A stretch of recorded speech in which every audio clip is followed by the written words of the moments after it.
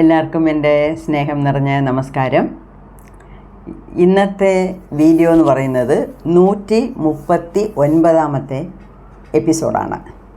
അപ്പം നമ്മൾ ഇന്ന് കാണാൻ പോകുന്ന റിവ്യൂ ഏത് ചാപ്റ്ററാണെന്ന് വെച്ചാൽ 33ാമത്തെ ചാപ്റ്റർ.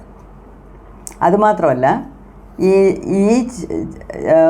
ചാപ്റ്ററിന് പേര് കൊടുത്തിരിക്കുന്നത് ഫൈനൽ റിയലൈസേഷൻ. ഈ ഫൈനൽ എന്ന് വെച്ചാൽ ഒടുക്കം. സ്പോർട്സിലൊക്കെ ഫൈനൽസ് നമുക്കെല്ലാവർക്കും അറിയാം, കേട്ടിട്ടുണ്ട്. ഫൈനൽ എന്ന് വെച്ചാൽ ഒടുക്കം. റിയലൈസേഷൻ, ഈ റിയലൈസേഷൻ എന്ന് പറഞ്ഞാൽ എന്തുവാ? അതായത് കൃത്യമായ തിരിച്ചറിവ്, അതായത് വളരെ സ്ട്രോങ് ആയിട്ടുള്ള ഒരു തിരിച്ചറിവ്, അതാണ് റിയലൈസേഷൻ. ഇപ്പം നമുക്ക് പൊതുവേ കുറേ കാര്യങ്ങളിൽ തിരിച്ചറിവുണ്ട്. ഏത് ചെയ്യാം, ഏത് ചെയ്യരുത്, എങ്ങനെ സംസാരിക്കാം, എങ്ങനെ സംസാരിക്കരുത്, എങ്ങനെ ഡ്രസ്സ് ചെയ്യണം, എങ്ങനെ ചെയ്യരുത്, അങ്ങനെ ഒരുപാട് കാര്യങ്ങളിൽ നമുക്ക് തിരിച്ചറിവുണ്ട്. പക്ഷേ ഇത് ഫൈനൽ റിയലൈസേഷൻ എന്ന് വെച്ചാൽ അതിന് മീതെ ഒന്നുമില്ല. അതാണ് കൃത്യമായ വളരെ സ്ട്രോങ് ആയ ഒടുക്കലത്തെ തിരിച്ചറിവാണ്. അപ്പം ഇത് വലിയ ചാപ്റ്റർ എന്ന് പറയാനില്ല, 1, 2, 3, 4 പേജേ ഉള്ളൂ. പക്ഷേ ഒരുപാട് കാര്യങ്ങളുണ്ട്. അപ്പം ഇത് 2-3 പ്രാവശ്യം ഞാൻ വായിച്ചിട്ട് അതിനെ ഞാൻ പോയിൻറ്റ്സായിട്ട് എഴുതി വെച്ചിട്ടുണ്ട്. ഒരു 25 പോയിൻറ്റ്സ് ഉണ്ട്. അപ്പം 25 പോയിൻറ്റ്സും ശ്രദ്ധിച്ച് കേൾക്കണമെന്നാണ് ഞാൻ ആഗ്രഹിക്കുന്നത്. എന്നുവെച്ചാൽ ഒരുപാട് കാര്യങ്ങളുണ്ട്. അതുമാത്രമല്ല, ഇനി നമുക്ക് മുക്താനന്ദയുടെ കഥ കേൾക്കാനില്ല. മുക്താനന്ദയുടെ എക്സ്പീരിയൻസ് മൊത്തം നമുക്ക് പറഞ്ഞു തന്നു കഴിഞ്ഞു. ഇനി ഞാൻ നേരത്തെ പറഞ്ഞില്ലേ, ഈ പ്ലേ ഓഫ് കോൺഷ്യസ്നെസ് എന്ന് പറയുന്നതിൽ 2 പാർട്ടുണ്ട്, പാർട്ട് എ, പാർട്ട് ബി. അപ്പം നമ്മൾ പാർട്ട് എ ആണ് ചെയ്തുകൊണ്ടിരിക്കുന്നത്. അപ്പം ഈ പാർട്ട് എയിൽ 34 അധ്യായങ്ങളുണ്ട്, ചാപ്റ്റേഴ്സ്. ഇപ്പം നമ്മൾ നോക്കുന്നത് 33ാമത്തെ. ഇനി ഒരു ചാപ്റ്ററും കൂടെ ഉള്ളൂ. അപ്പോൾ ഇനി ഒരു ചാപ്റ്ററിലും കൂടെ അദ്ദേഹത്തിൻ്റെ, സ്വാമി മുക്താനന്ദയുടെ എക്സ്പീരിയൻസ്, സ്വയമായിട്ട് അദ്ദേഹത്തിൻ്റെ ദേഹത്തും മനസ്സിലും ബുദ്ധിയിലും ഒക്കെ നടന്ന കാര്യങ്ങൾ പറയാൻ, അനുഭവങ്ങൾ, അദ്ദേഹത്തിൻ്റെ ആത്മീയതയിൽ പോകുമ്പം കിട്ടിയ അനുഭവങ്ങൾ, സെൽഫ് എക്സ്പീരിയൻസ് എന്നെക്കുറിച്ച് പറയാൻ ഇത്രയേ ഉള്ളൂ. ഇനി പാർട്ട് ബി ഉണ്ട്. പാർട്ട് ബിയിൽ ഒരു 5-6 വീഡിയോയ്ക്കുള്ള സാധനങ്ങളുണ്ട്. അപ്പോൾ പാർട്ട് ബിയിൽ അദ്ദേഹം പൊതുവേ പറയുന്നതാണ്, അതായത് സിദ്ധ പാതയിലോട്ട് പയണിക്കുന്ന ആൾക്കാർക്ക്, സ്റ്റുഡൻസിന്, സാധകർക്ക് വേണ്ടിയ അഡ്വൈസും കാര്യങ്ങളൊക്കെയാണ്. ഇതെല്ലാമേ നമുക്കാണ്, ഇതെല്ലാം നമ്മളെപ്പോലെയുള്ള സാധകർക്ക് തന്നെയാണ്. പക്ഷേ പാർട്ട് 2 എന്ന് പറയുന്നത് പൊതുവായിട്ട് അദ്ദേഹം നമ്മളടുത്ത് പറയാനുള്ളത് പറയുന്നു. പക്ഷേ ഈ പാർട്ട് എ എന്ന് പറയുന്നത് മൊത്തം അദ്ദേഹത്തിൻ്റെ പേഴ്സണൽ എക്സ്പീരിയൻസ്. ഓക്കെ, അതാണ്. ഇപ്പം ഈ ഫൈനൽ റിയലൈസേഷൻ എന്ന് പറയുമ്പം ഞാൻ പറഞ്ഞില്ലയോ, അതിന് മീതെ വേറെ ഒന്നുമില്ല. അത്രയ്ക്ക് അദ്ദേഹത്തിന് എല്ലാം മനസ്സിലായി. ഈ 4-5 ചാപ്റ്റേഴ്സായിട്ടേ നമ്മൾ അങ്ങനെയൊക്കെയാണ് കണ്ടുകൊണ്ട് വരുന്നത്, ഇല്ലയോ? ബ്ലൂ കോൺഷ്യസ്നെസ്, പിന്നെ ഡോൺ ഓഫ് നോളേജ്, അതും നമ്മൾ പറഞ്ഞു. അതായത് അദ്ദേഹത്തിൻ്റെ തലയിൽ ഉദിക്കുന്ന അറിവാണ്. അപ്പം ഉള്ളിൽ നിന്ന് മനസ്സിലാക്കി എടുക്കുന്ന അറിവിനാണ് ഡോൺ ഓഫ് നോളേജ് എന്ന് പറയുന്നത്. അപ്പോൾ ഡോൺ ഓഫ് നോളേജ് കണ്ടു, ഇറ്റേണൽ ബ്ലൂ ഓഫ് കോൺഷ്യസ്നെസ് കണ്ടു, പിന്നെ ഫിയർ ഓഫ് ഡെത്ത് എങ്ങനെയാണ് പോയതെന്ന് കണ്ടു, പിന്നെ vision of the blue person. അതായിരുന്നു climax. Vision of the blue person. അതായത് ബ്ലൂ പേഴ്സൺ ശിവ തന്നെയാണ്, ലോർഡ് ശിവ തന്നെയാണ് അദ്ദേഹത്തിന് വന്ന് മുമ്പിൽ നിന്ന് സംസാരിച്ചിട്ട് പോയത്. അപ്പം ഈ ഒടുക്കലത്തെ ഒരു 5-6 ചാപ്റ്റർ തന്നെ ഭയങ്കര ഒരു ക്ലൈമാക്സിലായിരുന്നു പോയിക്കൊണ്ടിരിക്കുന്നത്. ഇതും അങ്ങനെ തന്നെയാണ്. അപ്പം അദ്ദേഹത്തിൻ്റെ ഒടുക്കലത്തെ തിരിച്ചറിവ് എന്തുവാന്ന് നമുക്കും അറിയാൻ നിങ്ങൾക്കും ആകാംക്ഷ ഉണ്ടെന്ന് എനിക്ക് മനസ്സിലായി. അപ്പം അതുകൊണ്ട് തന്നെയാണ് ഞാൻ വളരെ ഡീറ്റെയിലായിട്ട് ഒരു പോയിൻ്റ് പോലും കളയാതെ, റെപ്പറ്റീഷൻ ഇല്ലാത്ത രീതിയിൽ ഇമ്പോർട്ടൻ്റ് ആയിട്ടുള്ള പോയിൻറ്റ്സൊക്കെ നോട്ട് ചെയ്ത് വെച്ചാണ് ഞാൻ പറയുന്നത്. ഓക്കെ, ഇതിലും നമുക്ക് മനസ്സിലാക്കിയെടുക്കാൻ ഒരുപാട് കാര്യങ്ങളുണ്ട്. മുത്തുക്കളാണ് ഓരോ വാക്കും, ഓരോ വേർഡ് അദ്ദേഹം അതിനകത്ത് എഴുതിയിരിക്കുന്നതും ഓരോ പേളാണ്, ഓരോ മുത്താണ്, ഓരോ വൈഡൂര്യം. അത്രയ്ക്ക് അത് ഓരോ വാക്കിനും വില പറയാനൊക്കത്തില്ല. അത്രയ്ക്ക് പ്രഷ്യസ് ആയിട്ടുള്ള കാര്യങ്ങളാണ്, അത്രയ്ക്ക് വളരെ നല്ല കാര്യങ്ങളാണ് നമുക്ക് പറഞ്ഞു തരുന്നത്. ഓക്കെ, ഇപ്പോൾ അദ്ദേഹം എഴുതിയിരിക്കുന്നത് ഫസ്റ്റ് സെൻറ്റൻസ് തന്നെ, my meditation was approaching it's fulfilment. Fulfilment എന്ന് വെച്ചാൽ എന്തുവാ? പൂർണ്ണത്വം. അപ്പം ഇദ്ദേഹത്തിൻ്റെ മെഡിറ്റേഷനിൽ കിട്ടിയ എക്സ്പീരിയൻസിനൊക്കെ ഒരു പൂർണ്ണത ഉണ്ടായി, ഫുൾഫിൽമെൻറ്റ്. അത് മുഴുത്തു, ഇനി അതിന് ബിയോണ്ടായിട്ട് ഒന്നുമില്ല. അതാണ് ഫുൾഫിൽമെൻറ്റ്. ഇപ്പോൾ ഒരാൾ 90 വയസ്സ്, 95, 100 വയസ്സ് വരെ ജീവിച്ചു, നല്ല രീതിയിൽ തന്നെ ജീവിച്ചു, നല്ല രീതിയിലായിരുന്നു മരണം. അപ്പം ഹിസ് ലൈഫ് ഈസ് ഫുൾഫിൽഡ്. ഒരു ഫുൾഫില്ലിങ് ലൈഫായിരുന്നു അദ്ദേഹത്തിൻ്റെ എന്ന് നമ്മൾ പറയാറുണ്ട്. ഫുൾഫില്ലിംഗ് എന്ന് വെച്ചാൽ നിറഞ്ഞ ജീവിതം, ഫുൾഫില്ലിംഗ് ലൈഫ് എന്ന് പറഞ്ഞാൽ നിറഞ്ഞ ജീവിതം. അപ്പം ഇവിടെയും അദ്ദേഹത്തിൻ്റെ മെഡിറ്റേഷൻ നോക്കി വരുന്നുണ്ട്. അതായത് ഒരു കാര്യം മനസ്സിലാക്കണം, അതെന്തുകൊണ്ട് അങ്ങനെ പറയുന്നു വെച്ചാൽ, ഇത്രയും നാൾ അദ്ദേഹത്തിൻ്റെ മെഡിറ്റേഷനിൽ പല പല ദൃശ്യങ്ങൾ കിട്ടി, പല പല ലോകങ്ങൾക്ക് പോയി, എല്ലാം കണ്ട് മനസ്സിലാക്കി, എല്ലാം ചെയ്തു. പക്ഷേ അദ്ദേഹത്തിൻ്റെ ഇന്നർ വോയിസ്, ഉള്ളിൻ്റെ ഉള്ളിൽ എന്തോ ഒരു കാര്യം പറഞ്ഞുകൊണ്ടിരുന്നു. എന്തുവാ? ഇനിയുമുണ്ട് നിൻ്റെ ഈ ആത്മീയതയിൽ ഉള്ള പ്രയാണത്തിൽ ഇനി ഒരുപാട് ഇനി എന്തോ ഉണ്ട്, ഒരുപാടല്ല, ഇനിയുണ്ട് ഇന്ന് മനസ്സ് ഇന്നർ വോയിസ് പറഞ്ഞുകൊണ്ടിരുന്നു. പക്ഷേ ഇപ്പോൾ ആ ഇന്നർ വോയിസൊക്കെ നിന്നു. അതായത് അദ്ദേഹം അങ്ങേ അറ്റത്തെ മൂർധന്യ അവസ്ഥയിൽ എത്തി എന്നുള്ളതാണ് അതിൻ്റെ അർത്ഥം. സോ അദ്ദേഹത്തിൻ്റെ മെഡിറ്റേഷൻ, ധ്യാനവും നേരത്തെ തുടങ്ങി ആഴത്തിൽ പോയി. ഇപ്പം അതൊക്കെ ഒരുവിധം നിറയാറായി, ഇനി അതിൻ്റെ മുകളിൽ ഒന്നുമില്ല എന്നുള്ള ഒരു സ്ഥിതിയിലെത്തി. അപ്പം ദ എൻഡ് ഓഫ് മൈ സാധന. അപ്പം ഇത്രയും നാൾ അദ്ദേഹം ചെയ്ത സാധനകളുടെ ഒടുക്കലത്തെ ഘട്ടം, അന്തിമ ഘട്ടത്തിലോട്ട് വന്നു. അപ്പം ഇതാണ് അദ്ദേഹത്തിൻ്റെ ഈ ആത്മീയതയിലുള്ള ജേണി എന്ന് വെച്ചാൽ അതിൻ്റെ പ്രയാണം, അതിൻ്റെ റെയിൽ പ്രയാണം എന്നൊക്കെ പറയുന്നില്ലേ, അതുപോലെ. അപ്പം സ്പിരിച്വൽ ജേണി തീരാറായി. അപ്പോൾ അദ്ദേഹം സ്വാമി മുക്താനന്ദ എന്ത് പറയുന്നു വെച്ചാൽ, ഞാൻ ഒരു മനുഷ്യന് കിട്ടാവുന്നുള്ള ഏറ്റവും വലിയ ഒരു നിധിയാണ് എനിക്ക് കിട്ടിയിരിക്കുന്നത്. എന്തുവാ? Self realization. മെഡിറ്റേഷനിൽ ശിവനെ തന്നെ കണ്ടു. ഇനിമേൽ എന്ത് വേണം? അതിനുമേൽ എന്ത് കാണണം? അതിനുമേൽ എന്ത് ഉണ്ട് കാണാൻ? ഒന്നുമില്ല. ഈ പ്രപഞ്ചത്തിലെ ഏറ്റവും വലിയ ഒരു ശക്തിയാണ് ശിവൻ, അല്ലെങ്കിൽ ശക്തി, ആ കുണ്ടലിനി ശക്തി, അല്ലെങ്കിൽ ശിവൻ, ലോർഡ് ശിവ, പരമശിവൻ. അദ്ദേഹം തന്നെ മെഡിറ്റേഷനിൽ സ്വാമി മുക്താനന്ദയുടെ മുമ്പിൽ പ്രത്യക്ഷമായി സംസാരിച്ചിട്ട് പോയി, ഒരുപാട് കാര്യങ്ങൾ മനസ്സിലാക്കി കൊടുത്തിട്ട് പോയി. പിന്നെ അതിന് കഴിഞ്ഞ് വേറെ എന്തോ ഉണ്ട്? ഒന്നുമില്ല. ഓക്കെ, അപ്പം എൻ്റെ ഡെസ്റ്റിനേഷൻ ഞാൻ എത്തേണ്ടിയ സ്ഥലത്ത് എത്തി, ധ്യാനത്തിൽ കൂടെ എത്തേണ്ടിയ സ്ഥലത്ത് എത്തി എന്നാണ് പറയുന്നത്. അപ്പം ഒരു മാൻസ് ഫോർച്യൂൺ എന്ന് വെച്ചാൽ ഒരു മനുഷ്യൻ, ഞാൻ നേരത്തെ പറഞ്ഞിട്ടുണ്ട്, ഒരു മനുഷ്യനായിട്ട് ജനിച്ച ഓരോ വ്യക്തിക്കും ഒടുക്കം കിട്ടാനുള്ള ഒരു വലിയ ഒരു സമ്മാനമാണ് ഈ സെൽഫ് റിയലൈസേഷൻ. അപ്പോൾ അത് മെഡിറ്റേഷനിൽ കൂടെ മാത്രമേ നമുക്ക് ലഭിക്കത്തുള്ളൂ. അപ്പോൾ അത് ഇദ്ദേഹത്തിന് കിട്ടി. പിന്നെ ഇനി എന്തോ വേണം എന്നാണ് അദ്ദേഹം തന്നെ സ്വയം പറയുന്നത്. അപ്പം it is a divine realisation. അത് വളരെ ഭക്തിപൂർവമായിട്ടുള്ള ഒരു തിരിച്ചറിവാണ്. അപ്പം അതിന് മുകളിൽ ഒന്നുമില്ല എന്നുള്ള ലെവലായി. അപ്പം ഇനി അദ്ദേഹത്തിൻ്റെ മെഡിറ്റേഷനിൽ ഈ നാദങ്ങൾ കേൾക്കുന്നതും ഈ പല പല ദൃശ്യങ്ങൾ കാണുന്നതും ഇന്ദ്രലോകത്തും നാഗലോകത്തും ചന്ദ്രലോകത്തും പിതൃലോകത്തും ഒക്കെ പോയില്ലയോ.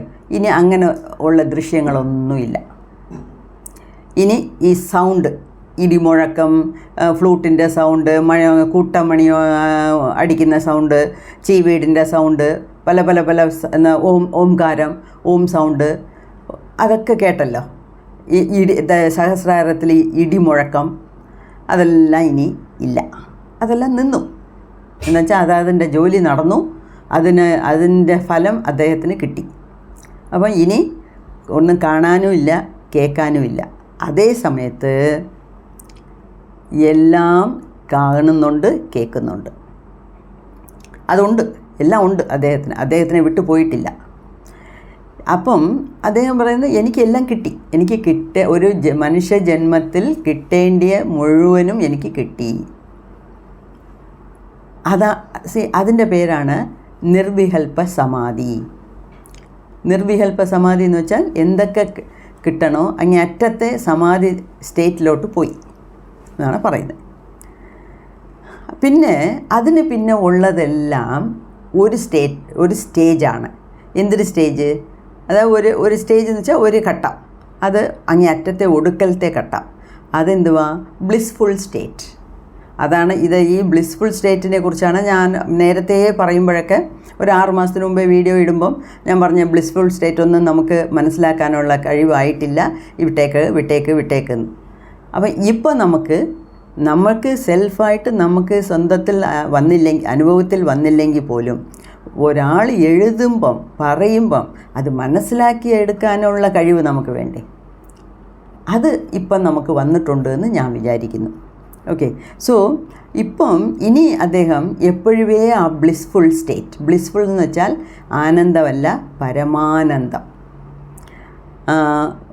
ഇനി അപ്പം അദ്ദേഹത്തിന് ഇപ്പം ഉള്ള ഒരു സ്റ്റേറ്റ് ഓഫ് മൈൻഡ് എന്ന് വെച്ചാൽ മനോ അവസ്ഥ എന്ന് പറഞ്ഞാൽ ലോകത്ത് എന്ത് നടന്നാലും അദ്ദേഹത്തിന് അതിനെക്കുറിച്ച് ബോധേഡ് അല്ല. ഇടിവന്ന് തലേ വീണാലും ശരി, സുനാമി വന്നാലും ശരി, എന്ത് നടന്നാലും ശരി, അദ്ദേഹത്തിന് അതൊന്നും ഒരു വിഷയമേ അല്ല. ഇനി ഈ ലോകത്ത് എന്ത് നടന്നാലും അത് അദ്ദേഹത്തിനെ ബാധിക്കാൻ പോകുന്നില്ല. അപ്പം എപ്പോഴുവേ ഈ പരമാനന്ദത്തിൽ കുളിച്ചു മുങ്ങി ഇരിക്കുവാണ്. അദ്ദേഹത്തിൻ്റെ മനസ്സിലാണെങ്കിൽ എപ്പോഴും ഒരു സമാധാനം, നിശബ്ദം, ഒരു ആഴ്ന്ന രീതിയിലുള്ള ഒരു സമാധാനം. പിന്നെ മെഡിറ്റേഷനിൽ ലോർഡ് ശിവയെ കാണുന്നു, പരമശിവനെ കാണുന്നു. എൻ്റെ നീലേശ്വരനെ ഞാൻ വീണ്ടും കണ്ടു എന്നാണ് പറയുന്നത്. അപ്പം ഈ നീലേശ്വരനെയാണ് സച്ചിദാനന്ദം എന്ന് പറയുന്നത്. സച്ചിദാനന്ദം എന്ന് ഇപ്പം നമ്മുടെ ഇടയിലെ ആൾക്കാർക്ക് തന്നെ, ആണുങ്ങൾക്ക് സച്ചിദാനന്ദം എന്ന് പേര് വയ്ക്കുന്നുണ്ട്. അതിൻ്റെ അർത്ഥം സത് ചിത് ആനന്ദം, അതാണ് അതിൻ്റെ അർത്ഥം. സത് ചത് ചിത് ആനന്ദം, സച്ചിദാനന്ദം എന്നാണ് അത് പറയുന്നത്. അപ്പം ഇനി ഇദ്ദേഹത്തിൻ്റെ മനസ്സിൽ യാതൊരു സംശയവുമില്ല. ശിവൻ തന്നെ വന്ന് പ്രത്യക്ഷമായി എല്ലാം പറഞ്ഞു കൊടുത്തു. ഇനി എന്തോ സംശയമാണ്? ഒരു സംശയമില്ല. ഇപ്പം ഇനി കുറച്ച് സീരിയസ് ആയിട്ടുള്ള കാര്യങ്ങൾ പറയുന്നുണ്ട്. അതായത് എപ്പോഴുമേ മെഡിറ്റേഷൻ പഴയ പോലെ തന്നെ നടക്കുന്നുണ്ട്. ഗുരുവിനെ ആരാധിക്കുന്നുണ്ട്. ഇദ്ദേഹത്തിന് ഗുരുവായ ഭഗവാൻ നിത്യാനന്ദയെ ആരാധിച്ചുകൊണ്ട് ധ്യാനത്തിലിരിക്കുമ്പം എപ്പോഴും പോലെ, പതിവ് പോലെ റെഡ് ആറ കാണുന്നു. ആ റെഡ് ആറ എന്ന് പറയുന്നത് 72 കോടി നാഡികളിലും അങ്ങനെ പാഞ്ഞു പോന്നു. പിന്നെ വൈറ്റ് ഫ്ലെയിം കാണുന്നു, പിന്നെ ബ്ലാക്ക് ലൈറ്റ് കാണുന്നു, പിന്നെ ബ്ലൂ ലൈറ്റ് കാണുന്നു, പിന്നെ ബ്ലൂ പേൾ കാണുന്നു. ഇത് എന്നും പതിവ് പോലെ ഇന്നും നടക്കുന്നുണ്ട്. പിന്നെ ഈ അങ്ങനെ നടക്കുമ്പം ഈ ബ്ലൂ പേൾ വന്നു കഴിഞ്ഞാൽ ആൾ വേറെയാണ്. അപ്പം ബ്ലൂ പേൾ കാണുമ്പം കണ്ണിൻ്റെ കൃഷ്ണമണി 2 മേളിൽ പോകും.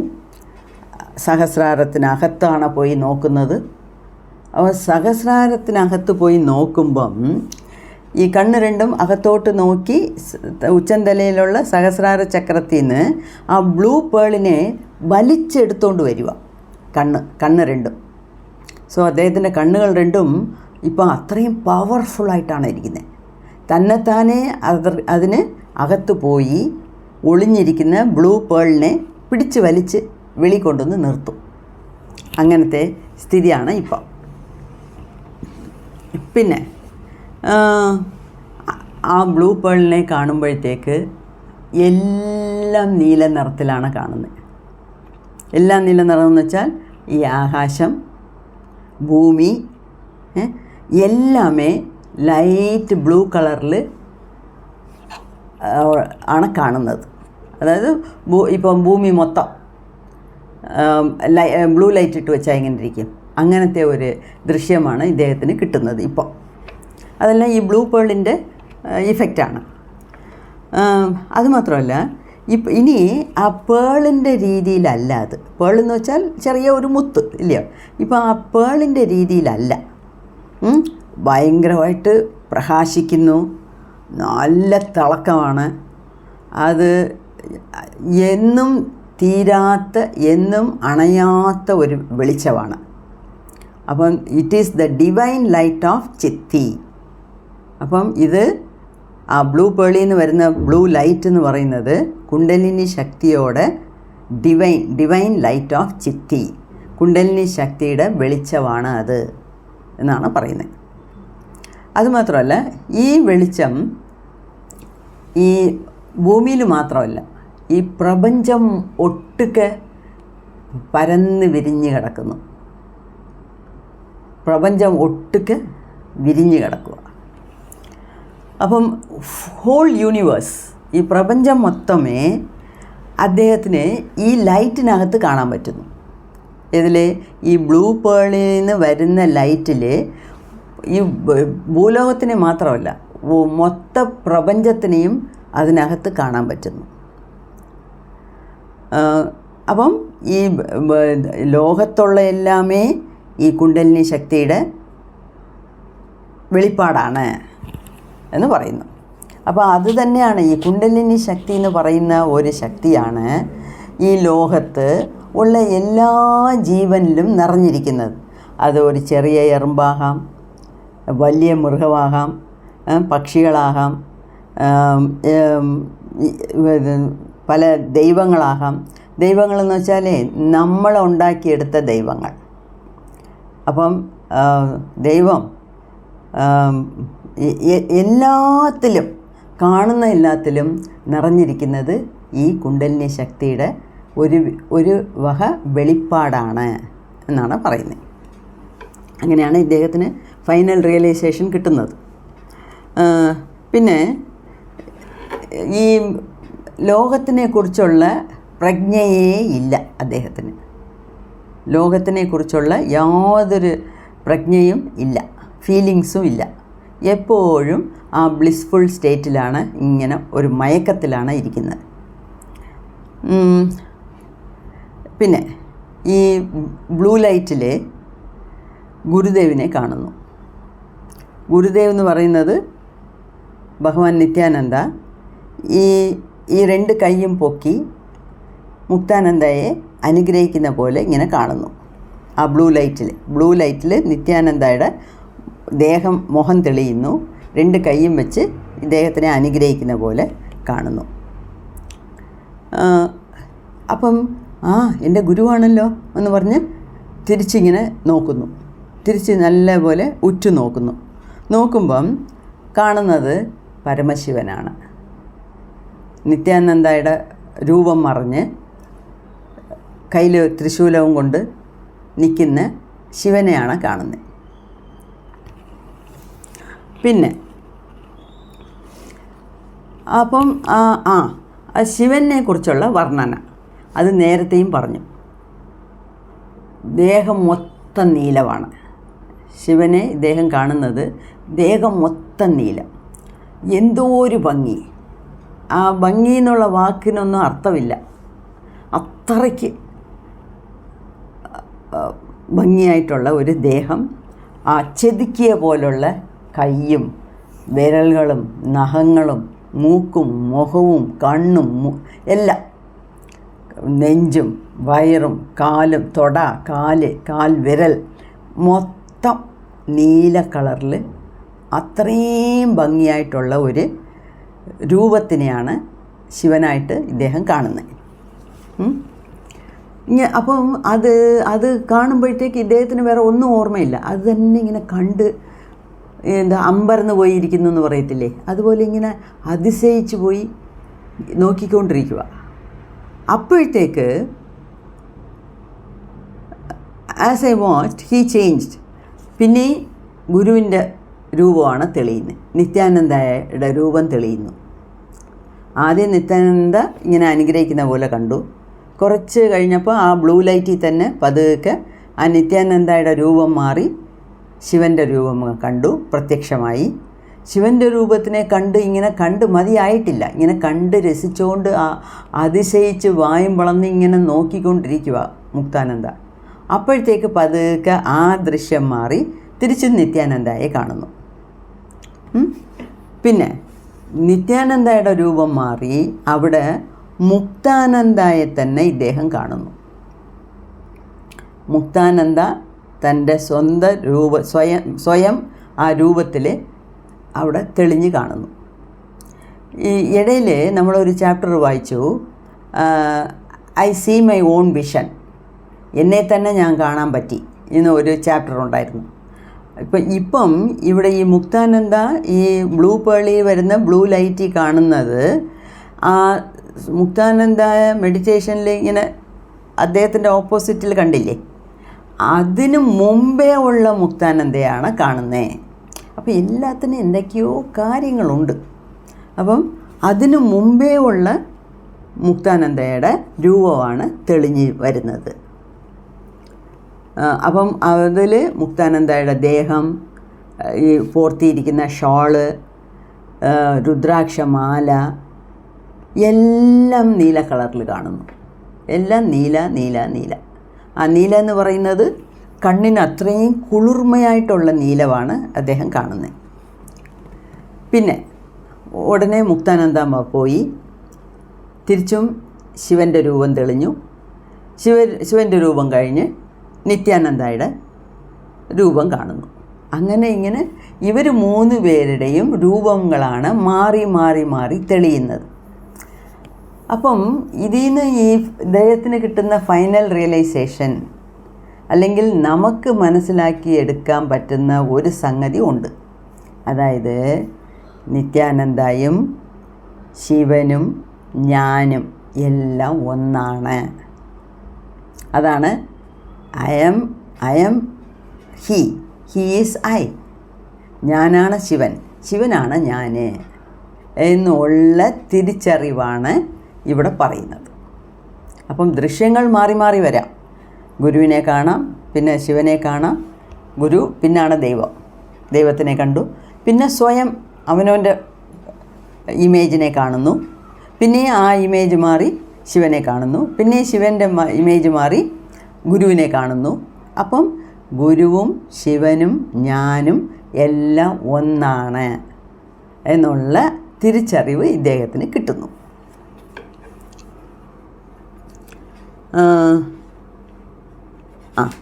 അപ്പം ഈ ബ്ലൂ പേളിൽ നിന്ന് ബ്ലൂ ലൈറ്റ് വന്നുകൊണ്ടിരിക്കുന്നു. പിന്നെ ഈ ബ്ലൂ ലൈറ്റ് എല്ലാം കൂടെ ഒന്നിച്ച് ചേർന്ന് ചെറിയ ഒരു പേളിൻ്റെ സൈസിന് മാറുന്നു. അതാണ് ആ ബ്ലൂ പേള്. പഴയ സൈസിന് വരുന്നു. പിന്നെ അത് സഹസ്രാരത്തിനകത്തൂടെ കയറി ചേർന്ന് മറയുന്നു. അങ്ങനെ സഹസ്രാരത്തിനകത്ത് കയറുമ്പോഴത്തേക്ക് ഇദ്ദേഹത്തിൻ്റെ ബോധം കെട്ട് വീഴുക. പിന്നെ ഇദ്ദേഹം വേറൊരു കാര്യം പറയുന്നു, സംതിങ് ഹാപ്പൻഡ്.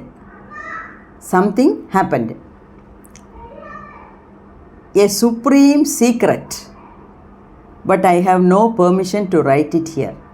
സോ ഈ മാറി മാറി ദൃശ്യങ്ങൾ വന്നേ പിന്നീട് ഒരു വലിയ ഒരു രഹസ്യം ഇദ്ദേഹത്തിന് തെളിഞ്ഞു കിട്ടി, ഇദ്ദേഹത്തിന് മനസ്സിലായി. പക്ഷേ അത് എനിക്ക് ഇവിടെ പറയാൻ പറ്റില്ല, എനിക്കത് പറയാനുള്ള ഉത്തരവ് കിട്ടിയിട്ടില്ല എൻ്റെ ഗുരുവിൻ്റെ അടുത്തുനിന്ന്. അതുകൊണ്ട് ഇപ്പം ഞാൻ അത് ഇവിടെ പറയുന്നില്ല. നമുക്ക് ഇത്രയൊക്കെ പറഞ്ഞതേ കൂടുതലാണ്. ഇത്രയൊക്കെ നമുക്ക് ഫസ്റ്റ് ഹാൻഡ് ഇൻഫർമേഷനായിട്ട് അനുഭവിച്ച ആൾ തന്നെ എഴുതി ആ ബുക്കിനെ വായിക്കാൻ പറ്റുന്നതെന്ന് പറയുന്നത് തന്നെ ഏറ്റവും വലിയ ഒരു കാര്യമാണ്, അല്ലേ? ഇതിന് മേലെ എന്തെങ്കിലും സീക്രട്ട് ഉണ്ടെങ്കിൽ പറഞ്ഞില്ലെങ്കിലും ഒരു കുഴപ്പമില്ല. നമുക്കിപ്പോൾ എല്ലാം മനസ്സിലായി. നമുക്കേ ഈ മുക്തി കിട്ടിയ ഒരു രീതിയിലാണ് ഇപ്പോൾ ഇരിക്കുന്നത്. ശരിക്കും പറഞ്ഞാൽ ഒരു 2-3 ദിവസം കൊണ്ടേ എനിക്ക് ഈ ലോർഡ് ശിവായെ കണ്ടു എന്നൊക്കെ അതൊക്കെ വായിച്ച പിന്നീട് ഞാനേ ഒരു മയക്കത്തിലാണ് ഇപ്പോൾ. എനിക്ക് ഇപ്പോൾ വേറെ ഒരു ഡ്രസ്സ് ഇടാൻ പിടിക്കുന്നില്ല, എല്ലാം വൈറ്റ് മതിയെന്ന് തോന്നി. എന്തോ ഒന്നിലും ഒരു ഇൻട്രസ്റ്റ് ഇല്ല. പക്ഷേ ഏതോ ഒരു ഇങ്ങനെ അരമയക്കത്തിലാണ് ഞാൻ തന്നെ ഇങ്ങനെ വീട്ടിൽ കറങ്ങുന്നത്. അദ്ദേഹത്തിൻ്റെ അനുഭവങ്ങൾ കേട്ടപ്പോഴേ നമുക്ക് ഇത്രയും വരുന്നു. അപ്പം നമുക്ക് സ്വന്തമായിട്ട് നമുക്ക് അനുഭവം കിട്ടുമ്പോൾ എങ്ങനെ ഇരിക്കും? എന്തോ എല്ലാത്തിലും ഒരു പവിത്രതയാണ് ഞാൻ കാണുന്നത് ഇപ്പോൾ. പിന്നെ ഇതൊക്കെ ഇങ്ങനെയൊക്കെ കാണുമ്പോഴത്തേക്ക് അദ്ദേഹം നാച്ചുറലി സമാധി സ്റ്റേറ്റിലാണ് പോകുന്നത്. സമാധി എന്ന് പറഞ്ഞാൽ വെളി ലോകത്തെ പ്രജ്ഞ ഒന്നുമില്ല, ആ ബ്ലിസ്ഫുൾ സ്റ്റേറ്റിൽ അങ്ങ് മുങ്ങിക്കിടക്കുവാണ്. പിന്നെ കുറേ നേരം കഴിയുമ്പോൾ ആ സമാധിയിൽ നിന്ന് വെളിയിൽ തന്നെത്താനെ വരുന്നു. വെളിയിൽ വരുമ്പോഴത്തേക്ക് ആ വിറ്റ്നസ് കോൺഷ്യസ്നെസ് വരുന്നു. പിന്നെയും ബ്ലൂ ലൈറ്റ് കിട്ടുന്നു. ഇതിനെയാണ് നമ്മുടെ ശങ്കരാചാര്യ പറഞ്ഞിട്ടുള്ളത് സത് ചിന്മയ നീലിമ. സത് ചിന്മയ നീലിമ എന്ന് പറഞ്ഞത് ഈ ബ്ലൂ കോൺഷ്യസ്നസ്, ഇറ്റേണൽ ബ്ലൂ കോൺഷ്യസ്നെസ്സിനെയാണ് നമ്മുടെ ശങ്കരാചാര്യ പറഞ്ഞിട്ടുള്ളത് സത് ചിന്മയ നീലിമ എന്ന് അദ്ദേഹത്തിൻ്റെ പോയട്രിയിലോ എവിടെയോ എഴുതി വെച്ചിട്ടുണ്ട്. അതാണ് ഇപ്പം നമ്മൾ ഇത് മുക്താനന്ദ പറഞ്ഞു കാണിക്കുന്നത്. പിന്നെ മെഡിറ്റേഷൻ ഇങ്ങനെ ഡീപ്പായി പോകുന്നു. ഈ സഹസ്രാരത്തിനകത്തൂടെ കയറുന്നു. പിന്നെ ബ്ലൂ പേളിനകത്തൂടെ കയറുന്നു. പിന്നെയും യൂണിവേഴ്സ് എന്ന് വെച്ചാൽ പ്രപഞ്ചം മൊത്തം കാണുന്നു. പ്രപഞ്ചം നാലാപക്കത്തും ഇങ്ങനെ എക്സ്റ്റെൻഡ് ചെയ്ത് കിടക്കുന്നു. പിന്നെ അദ്ദേഹം ഇങ്ങനെ നോക്കുക, ഇത് പ്രപഞ്ചം, ഓക്കെ, ഇതാണ് ഈ ലോകം. അങ്ങനെ ഓരോന്നായിട്ട് നോക്കുമ്പം നമ്മുടെ എർത്തിനെ നോക്കുമ്പം അതിൽ ആണുങ്ങളെയും പെണ്ണുങ്ങളെയും നോക്കുന്നു. ഓരോ മനുഷ്യനകത്തും ഉള്ള ഈ ബ്ലൂ പേളിനെ അദ്ദേഹത്തിന് കാണാൻ പറ്റുന്നു. അത് എങ്ങനത്തെ ഒരു സ്ഥിതിയാണ് നോക്കിയേ. ഇപ്പം നമ്മളൊരാളെ കാണുന്നു, അവരുടെ മുഖം, അവരുടെ സ്റ്റൈല്, അവരുടെ സംസാരം, അവരിട്ടിരിക്കുന്ന ഡ്രസ്സ്, അല്ലെങ്കിൽ ഇട്ടിരിക്കുന്ന ആഭരണങ്ങൾ, വെച്ചിരിക്കുന്ന പൊട്ട്, ഇതൊക്കെയാണ് നമ്മൾ എപ്പോഴും നോക്കുന്നത്. നമുക്കതിന് മുകളിൽ നോക്കാനില്ല. ഈ മൂന്നാം കണ്ണ് തുറന്ന ഒരു ജ്ഞാനിക്ക് ഒരാളെ കാണുമ്പം അദ്ദേഹത്തിനെക്കുറിച്ച് ഉള്ള past life, present life, future life എല്ലാം കാണാൻ പറ്റും. ഇപ്പം എൻ്റെ ഗുരു യോഗീസ് രാജയുടെ മുമ്പിൽ പോയാൽ അദ്ദേഹം ഉടനെ ഈ ഓറയിനെക്കുറിച്ച് പറയും. നമ്മളുടെ ഓറ എങ്ങനെയുണ്ട്, ഓറ വെളുത്തതാണോ ഗോൾഡൻ കളറാണോ എന്നൊക്കെ പറയും. എന്താ വെച്ചാൽ അതിന് കുറഞ്ഞത് ഈ ആജ്ഞാചക്ര ആക്ടിവേറ്റ് ആയിരിക്കണം. അല്ലാതെയും യൂട്യൂബ് വീഡിയോയിൽ ഒരുപാട് കിടപ്പുണ്ട്. ഓറ റീഡിങ് എങ്ങനെ ചെയ്യേണ്ടിയേ, ഓറ എങ്ങനെ കണ്ടുപിടിക്കണം, ഓറ എങ്ങനെ വരച്ചെടുക്കാം, എന്നൊക്കെ ഉണ്ട്. അതൊക്കെ സത്യം തന്നെ. അത് ഒരു വിധത്തിൽ നമ്മൾ നമ്മുടെ കണ്ണിനെ ട്രെയിൻ ചെയ്ത് അത് റൂമൊക്കെ കുറച്ച് ഇരുട്ടാക്കിയിട്ട് മനുഷ്യൻ ആരുടെ ഓറ റീഡ് ചെയ്യണോ അവരെ ഇങ്ങനെ നിർത്തിയിട്ട് ഒരു ടെക്നിക്ക് ഉണ്ടത്. അത് ഞങ്ങളുടെ യോഗീസ് രാജ സാറ് ഞങ്ങളുടെ ഓറ എല്ലാം പറഞ്ഞിട്ട് അദ്ദേഹം പറയും 5 അടിയുണ്ട്, 2 അടിയുണ്ട്, 10 അടിയുണ്ട്. ഒരു 3 മാസത്തിനൊരിക്കൽ ഞങ്ങളവിടെ പോകുമ്പോഴൊക്കെ അദ്ദേഹം ഞങ്ങളുടെ ഓറ റീഡ് ചെയ്ത് ഒരു നോട്ട്ബുക്കിൽ എഴുതി തരും. ഞാനൊക്കെ നമ്മുടെ ഓറ പടം വരച്ച് ഫസ്റ്റ് ഒരു ഷീറ്റ് തന്നു. ആ ഷീറ്റ് ഞാൻ എപ്പം പോയാലും കൊണ്ടുപോകും. എന്ന് വെച്ചാൽ ഓരോ പ്രാവശ്യം പോകുമ്പോഴും ഏകദേശം ഇത്ര അടി അകലത്തിന് നിങ്ങളുടെ ഓറ വിരിഞ്ഞിട്ടുണ്ട് എന്ന് പറയും. അങ്ങനെ ഞാനിത് നിങ്ങളുടെ അടുത്ത് പറഞ്ഞില്ല. ഈ വീഡിയോ ഒക്കെ അങ്ങനെ നിങ്ങൾക്ക് ഈ തിങ്കൾ, ബുധൻ, വെള്ളി ഇന്ന് വന്നുകൊണ്ടിരിക്കുന്നതുകൊണ്ട് നിങ്ങൾക്ക് വേറെ ഒന്നും മനസ്സിലാവുന്നില്ല. പക്ഷേ ഞാൻ മുറയ്ക്ക് എൻ്റെ സാധകത്തിന് വേണ്ടി പല സ്ഥലത്തും പോകാറുണ്ട്, പലരെയും കാണുന്നുണ്ട്. ഇപ്പം ഒരമ്മ ജോലിക്ക് പോകുമ്പം വീട്ടിലുള്ള എല്ലാവർക്കും ഭക്ഷണം ചെയ്ത് മേശപ്പുറത്ത് അടുക്കി പറക്കി വെച്ചിട്ടാണ് പോകുന്നത്. അതുപോലെയാണ് ഇപ്പം എനിക്കറിയാം ഒരുപാട് പേര് നിങ്ങളൊക്കെ എൻ്റെ വീഡിയോസ് കാണുന്നുണ്ട്, കേൾക്കുന്നുണ്ട്, രസിക്കുന്നുണ്ട്. അതിലുള്ള കിട്ടുന്ന അറിവിനെക്കുറിച്ച് നിങ്ങൾക്ക് മനസ്സിലാക്കി എടുക്കുന്നുണ്ട്. ഞാൻ എത്ര അതിൻ്റെ പിന്നിൽ പാടുപെടുന്നു എന്നും നിങ്ങൾക്ക് മനസ്സിലാവുന്നുണ്ട്. എന്നുവെച്ചാൽ ചില കമൻസ് അങ്ങനെയും പറയുന്നുണ്ട്. ഇത്രയും പ്രയാസപ്പെട്ട് ഇത്രയൊക്കെ വായിച്ച് ഇത്രയൊക്കെ മനസ്സിലാക്കി ഇത്രയും മെനക്കെട്ട് ഞങ്ങൾക്ക് പറഞ്ഞു തരുന്നുണ്ടല്ലോ വത്സമ്മേ, വളരെ നന്ദി എന്നൊക്കെ കമൻസിലുണ്ട്. അപ്പം അത്രയും ദൂരം നിങ്ങൾക്ക് മനസ്സിലാക്കി എടുക്കാൻ പറ്റുന്നു. അപ്പം ഞാൻ ഓക്കെ ഒരു 2 ദിവസം അല്ലെങ്കിൽ ഒരാഴ്ച ഇപ്പം വീഡിയോ ഇട്ടില്ലെങ്കിൽ എന്താ, ഒരു കുഴപ്പമില്ല, ആരും എന്നെ ചോദ്യം ചോദിക്കാൻ. ഞാൻ അങ്ങനെയല്ല വിചാരിക്കുന്നത്. എൻ്റെ വീഡിയോ കാണാൻ എൻ്റെ ആൾക്കാർ ഉണ്ട്. എനിക്കിന്ന് ഒരു ഗ്രൂപ്പ് ഓഫ് ആൾക്കാരുണ്ട്, എൻ്റെ കമ്മ്യൂണിറ്റി ഉണ്ട്. അവരെ കാത്തിരിക്കും. എന്നുവെച്ചാൽ രാവിലെ 8 മണിക്കാണല്ലോ എപ്പോഴും ചെയ്യുന്നത്. ഒരു ദിവസം ബൈ മിസ്റ്റേക്ക് 8 AM എന്നുള്ളത് 8 PM എന്നിട്ട് കളഞ്ഞു. അപ്പോഴത്തേക്ക് ഒരു 2 മണിയായപ്പോഴത്തേക്ക് ചോദ്യങ്ങൾ വന്നു, കമൻസ്. വീഡിയോ എവിടെ, ഇന്നത്തെ വീഡിയോ കണ്ടില്ലല്ലോ, മാഡത്തിന് സുഖം തന്നെ, ഇനി അസുഖം കാണും വന്ന് വീഡിയോ ഇടാതെ പോയോ എന്നുള്ള ആ ഒരു സ്നേഹത്തിൻ്റെ പേരിൽ ചോദിക്കുന്ന ചോദ്യമാണ്. അപ്പോൾ അതൊക്കെ കേൾക്കുമ്പോൾ എൻ്റെ മനസ്സങ്ങാലിയും. അപ്പം ഞാൻ എന്ത് ചെയ്താലും ചെയ്തില്ലെങ്കിലും എൻ്റെ കാര്യങ്ങളൊക്കെ മാറ്റി വെച്ചിട്ട് ഈ വീഡിയോസ് എടുത്തിട്ട് ഷെഡ്യൂൾ ചെയ്യും. നല്ല രീതിയിൽ ഒരു 5-6 വീഡിയോ എങ്കിലും ഷെഡ്യൂൾ ചെയ്തിട്ട് ഞാൻ എൻ്റെ പല ആശ്രമങ്ങളിലും പോകും, പലരെയും പോയി കാണും. അങ്ങനെ കഴിഞ്ഞ ജൂലൈ 31 YMC അംബാസമുദ്രത്തിലുള്ള എൻ്റെ ഗുരുവിൻ്റെ ആശ്രമത്തിലോട്ട് പോയി. ആശ്രമം എന്ന് വെച്ചാൽ അദ്ദേഹം ഇപ്പം പുതിയതായിട്ട് ഒരു ഹോസ്റ്റൽ കെട്ടിയിട്ടുണ്ട്. ഒരു 4 മുറിയുണ്ട്. അതിനകത്ത് എല്ലാ സംവിധാനവും വെച്ചിട്ടുണ്ട്. AC-യും കട്ടിലും ഒരു മേശയും ഒക്കെ വെച്ചിട്ടുണ്ട്. അപ്പം നമുക്ക് അവിടെ പോയി ഇരുന്ന് മെഡിറ്റേറ്റ് ചെയ്യാം. പിന്നെ ഒരു ചെറിയ കിച്ചൺ മേളിൽ സെറ്റപ്പ് ചെയ്തിട്ടുണ്ട്. ഒരു കുക്കിനെ ഇട്ടിട്ടുണ്ട്.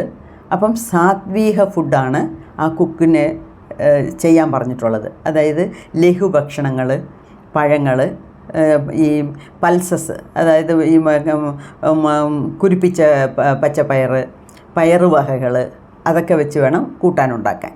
അല്ലാതെ ഈ കരിച്ചതും പൊരിച്ചതും ഒന്നും അവിടെ ഇല്ല. എണ്ണ കോരി ഒഴിക്കുക, എല്ലാം ഉപ്പിട്ട് വേവിച്ചെടുക്കുക, അതേ ഉള്ളൂ. അപ്പോൾ അതിൻ്റെ പേരാണ് കുക്ക്ഡ് ഫുഡ്, സാത്വിക് ഫുഡ്. അപ്പോൾ ഒരു സാത്വിക് ഫുഡ് ചെയ്യാൻ വേണ്ടി ഒരു കുക്കിനെ ഇട്ടിട്ടുണ്ട്. അപ്പം ഞാൻ ഒരു 10 ദിവസം അവിടെ പോയി സൈലൻസിലായിരുന്നു. സൈലൻസ് കഴിഞ്ഞ് വന്ന ഉടനെ അത് പറയണമെന്ന് വിചാരിച്ചു. പിന്നെ ഓരോ കാര്യങ്ങളായിട്ട് വരുമ്പോൾ അത് വിട്ടുപോയതാണ്. അപ്പോൾ 10 ദിവസം സൈലൻസിലുണ്ടായിരുന്നു. 10ാമത്തെ ദിവസം അദ്ദേഹത്തിനെ കണ്ടു, എല്ലാം പറഞ്ഞിട്ട് നന്ദി പറഞ്ഞിട്ട് ഞാനിങ്ങ് വന്നു. അപ്പോൾ എന്നെ കണ്ട ഉടനെ അദ്ദേഹം പറഞ്ഞത്, നല്ല തിക്കായിട്ടുണ്ട്. എന്നുവെച്ചാൽ 9 ദിവസം ഞാൻ സൈലൻസിലായിരുന്നു, ആരടുത്തും സംസാരിച്ചില്ല. ഞാൻ എൻ്റെ കാര്യങ്ങൾ ചെയ്യും. ഞാൻ കുളിക്കുന്നു, എൻ്റെ തുണി നനയ്ക്കുന്നു, മേളി ടെറസിൽ പോയി ഉണക്കുന്നു. മേളി ടെറസിൽ തന്നെ വെളുപ്പാൻ രാവിലെ അതായത് വെളിച്ചം വരുമ്പോൾ 4 മണിക്ക് എണ്ണിക്കും. എൻ്റെ സാധനയൊക്കെ റൂമിനകത്തിരുന്ന് ചെയ്യും. ഒരു 5:45 ആകുമ്പോഴത്തേക്ക് മേളിൽ പോകും. പിന്നെ നല്ല വെയിൽ വരുന്നവരെ ഒരു 9 വരെ അവിടെ ഇരുന്ന് കുറേ സാധനങ്ങളൊക്കെ ചെയ്യും.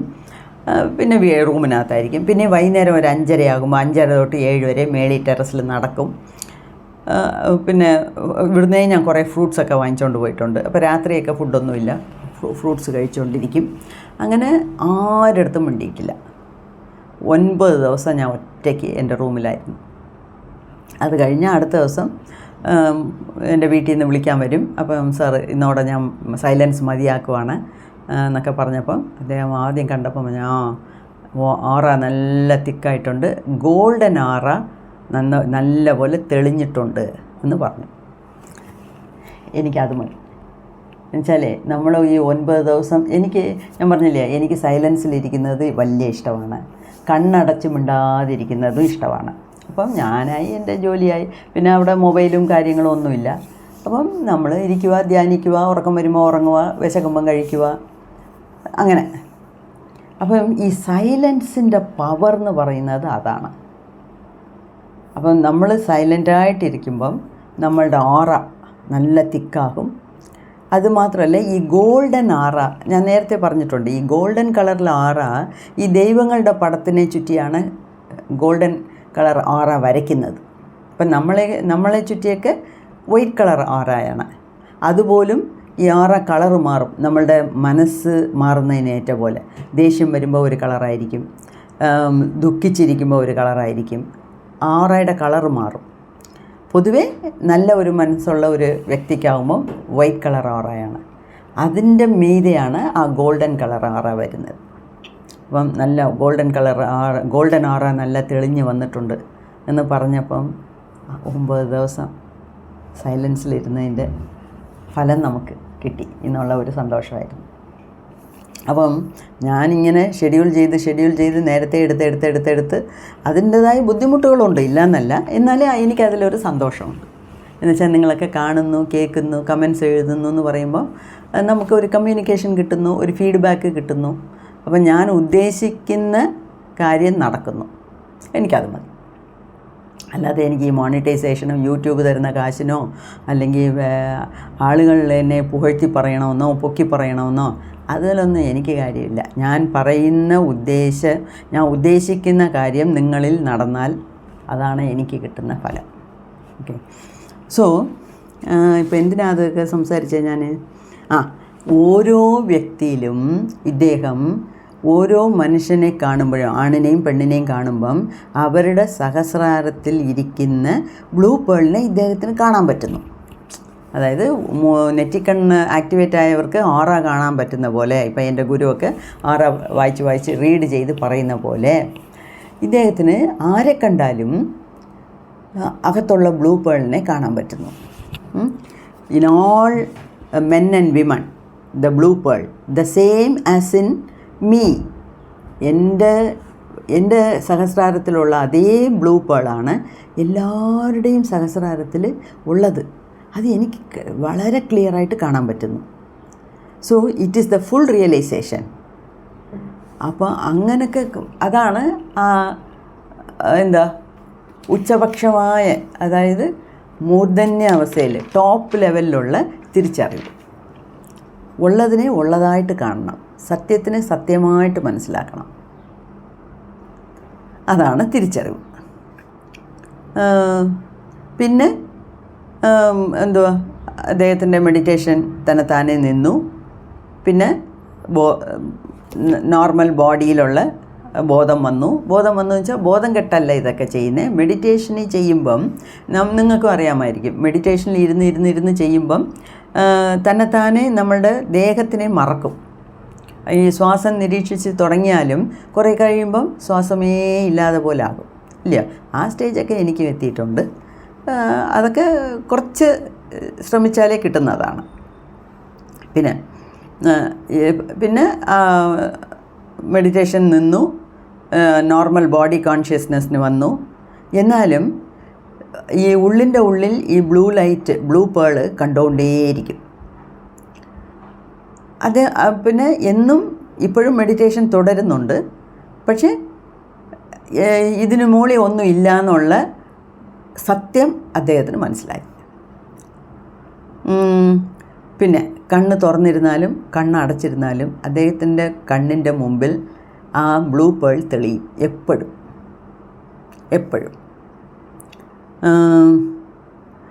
അപ്പം ഇദ്ദേഹം പറയുന്നത്, ഞാൻ ഏത് മനുഷ്യനെ കണ്ടാലും ആദ്യം ഞാൻ കാണുന്നത് ബ്ലൂ ലൈറ്റാണ്. ആദ്യം ഒരു ബ്ലൂ ലൈറ്റ് എനിക്ക് അനുഭവപ്പെടും. അതിന് പിന്നെ ആയിരിക്കും അവരുടെ മുഖം എനിക്ക് തെളിയുന്നത്. അപ്പം നമ്മളെ ചുറ്റിയും ബ്ലൂ ലൈറ്റ് ഉണ്ട്. നമ്മളുടെ ഓറയിലും നല്ല റേഡിയൻസ് ഉള്ള ബ്ലൂ ലൈറ്റ് ഉണ്ട്. പക്ഷേ അത് നമ്മളുടെ കണ്ണിന് കാണുന്നില്ല. അപ്പം and then the person I see the world inside this. ആ ബ്ലൂ ലൈറ്റിനകത്ത്, ആ ബ്ലൂ പേളിനകത്ത് പ്രപഞ്ചത്തിനേ കാണുന്നു. ഇതിനെ ആയിരിക്കും ഇതിൽ ഒരു ഇൻസിഡൻറ്റിൽ പറയുമല്ലോ, കണ്ണൻ വെണ്ണ മോഷ്ടിക്കുന്നു എന്ന് പറഞ്ഞ് ഉറിയിലുള്ള പാനയെല്ലാം എടുത്ത് എവിടെയെങ്കിലും വെണ്ണ നിറച്ച് യശോദ അവിടെ ഇവിടെയൊക്കെ മേളി കെട്ടിത്തൂക്കിയിടും കൃഷ്ണൻ എത്താത്ത സ്ഥലത്ത്. അങ്ങനെയാണല്ലോ കൃഷ്ണൻ ഫ്രണ്ട്സിനെയൊക്കെ കൊണ്ടുവന്ന് ഒരുത്തൻ്റെ മോളിൽ ഒരുത്തനെ കയറി നിന്ന് മേളിൽ കൃഷ്ണൻ ഇരുന്ന് ആദ്യം കൈയിട്ട് വാരി കുറേ വെണ്ണ തിന്നും, പിന്നെ ഫ്രണ്ട്സിനൊക്കെ പാസ് ചെയ്യും, അങ്ങനെയൊക്കെ. അപ്പോൾ അങ്ങനെ ഒരു ദിവസം യശോദ കൈയും കണക്കുമായിട്ട് പിടിച്ചു കണ്ണനെ പിടിച്ച്, നീ വെണ്ണ കട്ട എടുത്തോടാ, വെണ്ണ മോഷ്ടിച്ചോ, വെണ്ണ തിന്നോ? ആ ഇല്ലമ്മ എന്ന് പറഞ്ഞു. അപ്പോഴാണല്ലോ വായി തുറ എന്ന് പറയുമ്പം കൃഷ്ണൻ വായി തുറന്ന് കാണിച്ചതും യശോദ ഞെട്ടിപ്പോയതും. അത് നിങ്ങൾക്ക് എല്ലാവർക്കും അറിയാവുന്ന കഥയാണ്. ഞെട്ടിപ്പോയത് എന്തുകൊണ്ട്? കണ്ണൻ്റെ വായി തുറന്നപ്പം കാണുന്നത് ഈ ലോകം മാത്രമല്ല, ഈ പ്രപഞ്ചം മൊത്തം അതിനകത്ത് കിടന്ന് കറങ്ങുന്നത് കാണുന്നു. അതുപോലെയാണ് സ്വാമി മുക്താനന്ദയ്ക്കും ഇപ്പം എല്ലാം കാണാൻ പറ്റുന്നത്. അപ്പം ഇദ്ദേഹം പറയുന്നത്, ഞാൻ അങ്ങേയറ്റത്തെ തിരിച്ചറിവിലോട്ട് എത്തി. അപ്പം ഈ തുക്കാരാം പറഞ്ഞിട്ടുണ്ട്. തുക്കാരാം മഹാരാജ് വേറൊരു മുക്തി കിട്ടിയ ഒരു മഹാനാണ്. അപ്പം തുക്കാരാം പറഞ്ഞത്, my eyes have been bathed with the lotion of the blue light. തുക്കാരാമിൻ്റെ അനുഭവത്തിലും ഇതേ തന്നെ ഉണ്ടായിരുന്നു. എന്തുവാ? അദ്ദേഹത്തിൻ്റെ കണ്ണുകളൊക്കെ ഈ ബ്ലൂ ലൈറ്റിൻ്റെ പ്രകാശത്തിൽ കുളിച്ചു മുക്കിയെടുത്തു. And I have been granted divine vision. I have been granted divine vision എന്ന് വെച്ചാൽ എനിക്ക് ആ ദിവ്യ ദർശനം കിട്ടി. എൻ്റെ കണ്ണ് മുഴുക്കെ ആ നീല ലൈറ്റ് കൊണ്ട് തുടച്ചെടുത്ത് എനിക്ക് ദിവ്യദർശനം കിട്ടി. അതിന് പിന്നെ ദിവ്യദർശനം കിട്ടി. ദിവ്യദർശനം എന്ന് പറയുന്നത് ശിവനെ കണ്ടായിരിക്കും, അല്ലെങ്കിൽ കുണ്ടലിനി ശക്തിയായിരിക്കും ദേവിയായിട്ട് കണ്ടത്. തുക്കാരാം എന്ത് കണ്ടു എന്നുള്ളത് ആ ബുക്കിൽ മൊത്തം പഠിച്ചാലേ ഒക്കത്തുള്ളൂ. എന്നാലും ഇത് പറയുന്നത് പോലെ അപ്പം മുക്താനന്ദയ്ക്കും തുക്കാരാം മഹാരാജിനും ഈ മഹാന്കൾക്കെല്ലാം ഒരേപോലത്തെ അനുഭവങ്ങളാണ്. അങ്ങനെ അത് പറഞ്ഞാണ് and I have been granted divine vision, ഇങ്ങനെ പറഞ്ഞാണ് ഈ ചാപ്റ്ററിനെ നിർത്തുന്നത്. ഓക്കെ, അപ്പം 2-3 പ്രാവശ്യം ഇത് വായിച്ചു. ഇന്ന് രാവിലെയും ഇരുന്ന് വായിച്ച് അതിനെ ചുരുക്കി 25 പോയിൻറ്റ്സ് ആക്കി എഴുതിയെടുത്തു. എന്നുവെച്ചാൽ ബുക്കിൽ നിന്ന് വായിച്ചാൽ കുറേ നേരമാകും. അപ്പം കുറച്ചൊക്കെ റെപ്പറ്റീഷനും ഉണ്ട്, തിരിച്ചും അതേ പറയും. അതുകൊണ്ട് അതൊക്കെ മാറ്റിയിട്ടാണ് ഈ 25 പോയിൻറ്റ്സ് ആയിട്ട് ഞാൻ എഴുതിയെടുത്തത്. എഴുതിയെടുക്കുമ്പോഴും ആ ബുക്ക് വായിക്കുമ്പോഴും എൻ്റെ നോട്ട് ബുക്കിൽ പകർത്തി എഴുതുമ്പോഴും അതിന് പിന്നെയും എനിക്കേ ഒരു മയക്കമായിട്ടുള്ള ഒരു സ്ഥിതിയിലാണ് ഞാനിപ്പോൾ ഇരിക്കുന്നത്. എല്ലാം ചെയ്യുന്നുണ്ട്, പക്ഷേ എന്നെ മറന്ന ഒരു ഇതിലാണ് ഞാനിപ്പോൾ ഇരിക്കുന്നത്. അപ്പം ഇത് കേൾക്കുമ്പോഴും വായിക്കുമ്പോഴുമേ നമുക്കിങ്ങനെയാണെങ്കിൽ നമുക്ക് സ്വന്തമായിട്ട് ആ അനുഭവം നമുക്ക് കിട്ടുമ്പോൾ നമ്മൾ എങ്ങനെയായിരിക്കും?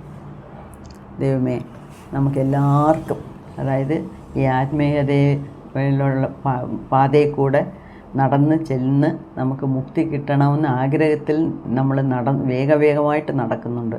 അപ്പം നമുക്കെല്ലാവർക്കും ദൈവം അനുഗ്രഹിക്കട്ടെ. നമുക്കെല്ലാവർക്കും ഈ ജന്മത്തിൽ തന്നെ സ്വാമി മുക്താനന്ദയ്ക്ക് കിട്ടിയ അനുഭവങ്ങളുടെ കൂട്ട് നമുക്കും സെൽഫ് റിയലൈസേഷൻ, ദൈവത്തിനെ കാണുന്നത്, ലോകത്തിനെ ഈ ബ്രഹ്മാണ്ഡമായിട്ടുള്ള ഈ പ്രപഞ്ചത്തിനെയും നമുക്ക് കാണാനും കേൾക്കാനും മനസ്സിലാക്കാനുമുള്ള അനുഗ്രഹം ദൈവം തരട്ടെ എന്ന് പ്രാർത്ഥിച്ചുകൊണ്ട് നിർത്തുന്നു ഇവിടെ.